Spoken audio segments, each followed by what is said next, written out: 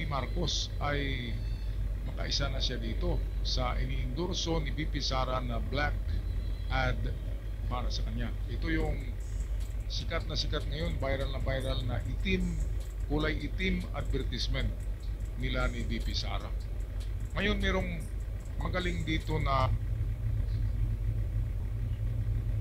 mga broadcast journalist at political analyst na rin, si Ronald Llamas at si Christian Esguerra, ay merong insights tungkol dito. Well, panoorin natin ang video courtesy ni Christian Esguerra. Campaign ad ni Sara at saka ni Amy Marcos, mga parang nagluluksa, di ba? Akala ko parang din nung una, akala ko parang din. Akala ko rin AI, pero parang din totoo, no? Pero sino kaya gumawa nun? Dahil, iba, pwede siyang spin negatively laban sa kanila. Oo nga, medyo ang dark dating sa akin. Oh, ang iitim talaga ng mga budhi nitong dalawang ito. Di ba? Pwede pero na. Ayan. May point na nakatuloy. Correct. Gagawa ka ng ad, pero walang Correct. room for Alam. di ba? Dignity. Alam na mali ang ginagawa. Di ba? Sila na nga ang maitim na budhi. Walang klaro dapat doon sila nagpagawa ng advertisement sa mga talagang agency. Sinasalamin nila na sila ang maitim ng budhi. Ganun lang yan. Advertising ads. Mali. Cebu. So alam ko yung about advertisement. Dapat kasi pumunta sila ng advertising agency kasi mas may alam ang taga-advertising agency kung ano akmang style o klase ng advertisement ang fit na fit kay Amy. Ngayon, sabi ni Llamas, ay sino kaya ang gumawa ng advertisement? Pwedeng i-spin pwedeng paikutin at gagamitin laban sa'yo. Ngayon ito na yung sinasabi ko na Trojan horse. Ang Trojan horse ay regalo yon na kabayo, di ba, sa history. Regalo na higanting kabayo sa Troy para mapasok yung fortress, napakatibay. Taas, Mapasok ang Greek warrior mataas. na Achilles. Tsaka matibay. Ito yung Trojan horse, yung kwento sa Helen of Troy kung saan inagaw si Helen of Troy ng mga general ng Sparta, ng Greece, na kasama doon si Achilles. Well, ang Trojan horse ay ginagamit na parang parang simili lang sa figure of speech na nagpahiwatig na nagsasabi ng Trojan horse ay isang regalo na makadestroy sa'yo. Sa binigyan ng Trojan horse, ito ay hindi maganda. Kaya itong advertisement na ito na itim ay parang Trojan horse pala ito Kasi noon pa man, di ba, merong diyan hindi nagustuhan nila Baste. Si BP Sara lang ang nagkagusto kay Amy. Pero yung mga kapatid ni Amy, sila Baste at yung isa pa Pulong at saka Harry Roque, hindi nila nagustuhan si Amy. Baka lang daw si Amy. Baka isang Trojan horse din. Pero dahil sa close sila ni BP Sara, ito binigyan ni BP Sara ng itim na advertisement. Pero ang sabi ni Lorenzo Amigdad ni Ronald Llamas ay ito'y pwedeng gamitin para lalong babagsak si Amy. Naku, kaya Trojan horse nga ito. Kawawa si Amy dito kasi noon namamangka siya sa dalawang ilog. Ngayon, Makakuha siya ng pinabagsak niyang sarili puto niya. galing sa mga loyalista, makakuha rin siya sa mga DDS. So dalawang ilog ang namamangka siya, nagsasagwan. Ngayon, pumunta siya sa isang ilog na lang, sa ilog ng mga DDS, sasagwan siya doon. Ang problema, mababaw ang tubig, saka maraming basura, di ba? Hindi uusad ang kanyang bangka. Kaya ito ang pagkakamali niya dahil ang pinili niya na ilog para doon siya mamangka, si Amy, ay mababaw na pala ito, hindi na pwedeng Sumadsad na. gamitan ng bangka. Naku, kawawang Amy. Patuloy tayo dito sa intelihenteng diskusyon ni na Ronald Llamas at Christian Esguerra. Itong dalawa kasi mga mga Batikan na journalist ito. At ito yung mga anti-Marcos ngayon, pero tingnan nyo mga anti-Marcos ito Pero tingnan nyo ngayon, parang sila di ba? Parang galit sila sa sa mga Duterte.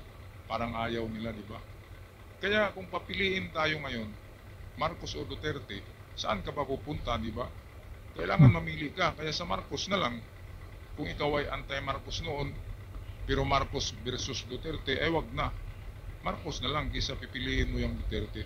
Kaya itong nangyari kay Llamas at Esguerra, mga anti-Marcos to, pero ngayon, kung papiliin sila, ay ganun din. Kay Marcos na lang kaysa doon sa madilim, di ba? Team Lagim, Team Madilim pa, di ba? Sabihin natin si PBBM ay team ng, sabihin natin, kasamaan. Pero mas grabe yung Team Lagim at Team Madilim at itim na itim, di ba?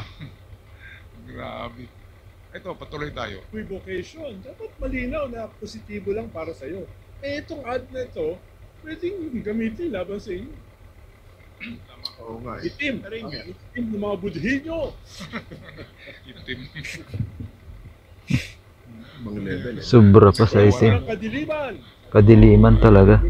Ex-human rights. Buti pa nga itim, alam mo itim eh. Pero yung kadiliman, talagang dilim. Papakita lang talaga ng kung anong nasa loob talaga nila Sara, talagang maitim ng mga buti. Sabi ni Llamas, maitim.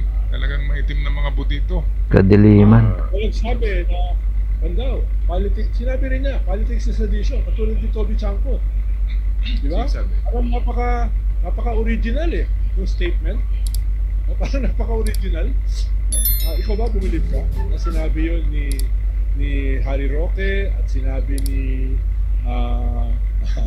Toby Chanko that politics is addition? Ako simple-minded ako eh. Talaga napakasimple ko mag-isip. Pag sinabing addition, addition yan. Pag sinabing subtraction, subtraction. Naniniwala ako dyan. Yung puwersa ng kadiliman. If at all, this basically is emblematic of the so-called Team Kadiliman at Team Kasamaan. Team Kasamaan. Diba? Yun ang una na may isip eh. No? Una ko na isip. Ayan, diba? Kaya sabi ko, Sinasalamin nila yung mukha nila. hindi necessarily Sarili nilang kadiliman, tsaka kasamaan. Oo nga eh. Nakikita naman eh. Hindi naman ang bumabalot talaga kay Aimee. Correct. Ni Hanilet, ni Baste, Ayan naman yung isa, Canelo. kasamaan. Nelo, etc. So, malay mo, baka talagang ginawa yan. Kunyari, endorsement, pero pagpapatuloy na pagpapagsak kay Aimee. Ayan, so ito pala, kung totoo ang plano na ito, kasi si BP Sara lang ang kaibigan talaga dyan ni Aimee, iba ka nga papagsakin si Aimee para isa na lang ang Marcos na nariyan sa gobyerno, di ba? Si PBBM na lang, kaya madali na lang, di ba? Pwede rin ganun. Kaya nga yung itim advertisement ay isang Trojan horse, kunwari regalo, pero yun pala yun ang Kadiliman. magpabagsak sa career ni Aimee as senador. Dito mahirap eh, kasi dapat dalawang bangka lang siya, dalawang ilog siya, di ba? Pili-pili lang siya, balimbing-balimbing lang. Ngayon pinili niya na ang ilog ng mga Kasamaan. Kung saan ang ilog Pinili na ang ilog ng kasamaan. mga bato, basura, Andun na. mausad yung kanyang bangka. Kaya kung hindi makarating Kaya mas madilim na. sa karuhunan ang bangka ni Aimee, Kadiliman. ay talo siya, di ba? Kasi ang pagkandidato ay tinatawag yan na political race. Karira yan, karira. Papunta doon sa finish line. Kung hindi makarating si Aimee sa finish line, talo siya. Dahil ang pinili niya na ilog ay maling ilog. Buti nga sa'yo. Kasamaan. Aimee, mabuti pa, nagbalimbing ka lang muna. Ngayon, magpakita ka na DDS ka talaga. Kaya lagot ka. Wala na. Diyan sa mga DDS. Bagsak na yan. Kina Esguerra at Llamas. Tunay na talaga yan. Hindi pala Yan na ang realidad. AI generated. No? Katotohanan na yan. Ang dark ng dating. Parang Dark na talaga. Parang ako nanonood ng horror film. Okay. Ito po bang ano? Kasi si Senator Edu, dati niya nang pinredict na Aimee and Bato would lose. Pero ito bang endorsement ni Sara at ni Robin Hood Padilla, can this save her candidacy? Wala yan. I doubt it. Dahil, Wala yan. Una, practically 3 weeks to go na lang. Dahil yung Holy Week kasi, medyo wala namang kumakampanya dyan, di ba? Pag Holy Week. So practically 3 weeks na lang. sana in-endorse siya much earlier. Even before the official start of the campaign. No. Ikalawa ay siyempre dahil tumawid na siya sa isang ilog, kasi nasa lupa siya. Dati namamangka sa dalawang ilog, tapos namangka sa lupa, tapos ngayon sumasagwa na siya sa isang ilog. Ang problema, Ilog na kadiliman. ang daming putik, Kadiliman. ang daming basura. Basura. Parang ilog, parang yung kay Manny Villar, hindi lang na lumalungat. Sumasagwan. Ito ay sumasagwan sa ilog ng basura. Ayun na. Pero naman yung ginagawa niya. Kadiliman talaga. Hindi rin ganun Itim. kabilis yung pagsagwa niya. Dahil ang dami kasing basura at saka kung ano-ano pang mababaho na nandun sa Sinasagwan sa na. ilog na yan. Kaya, Tama yan. Si Katlo ay siyempre mapapawasan naman siya dun sa silent majority. Ayan, tama. Silent majority, ito yung mga intellectuals, yung mga professional, yung hindi nakukuha sa mga gayuman ng mga DDS, di ba? Wala na. Yung Mga may utak yan. Si Llamas at si Esguerra May utak yung sinasabi niya. sa ganitong Ano. mga point of view sa political analysis. Kudos nga pala sa dalawang ito. Sir, I salute you, Llamas at Esguerra. Magaling tong si Llamas kasi dinadaan niya sa komedya pero merong laman. Kaya ito nga ang pagkakamali ni Amy kasi pinili niya ang ilog ng DDS na ang daming nilulumot na mabaho na, maraming basura, sabi ni Llamas. At hindi uusad ang kanyang bangka, hindi makarating doon sa finish line. Sabihin natin, hindi siya makapasok sa Magic 12. Kaya yan ngayon ang problema ni Amy. Kasi nag-withdraw na Dito lang sa channel natin, marami nang nagsabi na hindi na nila iboto. Dati iboto pa nila yan Ang mga taga-Samar, iboboto nila. Pero ngayon, may nagsabi sa channel ko na taga-Samar na hindi na nila iboto. Kasi ano nga nagayuma ng mga Duterte. Pinasok ng alimatok yung kanyang utak. Ano bang nangyari kay Amy? Presidente yung kanyang kapatid Kapatid yan Kung bibigyan siya ng project ni PBBM, di ba? Kung bibigyan siya ng project, siyempre kapatid ka, bibigyan ka niya ng project. Magkapira ka rin, di ba? Pero ang problema, kinakalaban niya ang presidente. Okay lang sana kung si Amy ang presidente, tapos kinalaban niya si Bongbong as, sabihin natin senador pa si Bongbong, okay lang yun, pero presidente si Bongbong pinakamataas na yan na ranggo ng public official. Maling-mali si Amy. Maling-mali.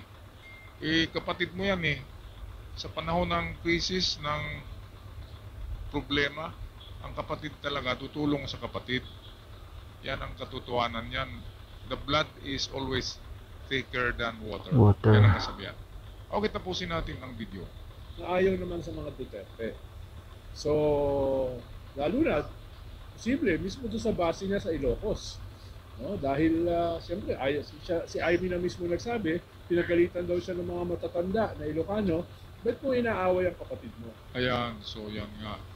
Bakit naman inaaway? Mga matanda na yung nagsabi Sa ganun kasi si Amy, parang ano lang ang isip niya Parang high school lang. High school, di ba? Hindi malalim yung pag-iisip. Sayang ng mga tao. Nakarating na sa Senado, sinayangan pa, di ba? Kung hindi siya manalo ngayon, ano na mangyari sa kanyang career? Wala na. Sa isinta mahigit na si Amy. Uwi na lang sa Ilocos. 67 years old na yata si Amy o 66. Tapos sinayangan niya ang kanyang karera dahil sa pagkampi niya sa mga DDS. O ayan, hinatag tuloy siya sa pumunoy ng mga DDS.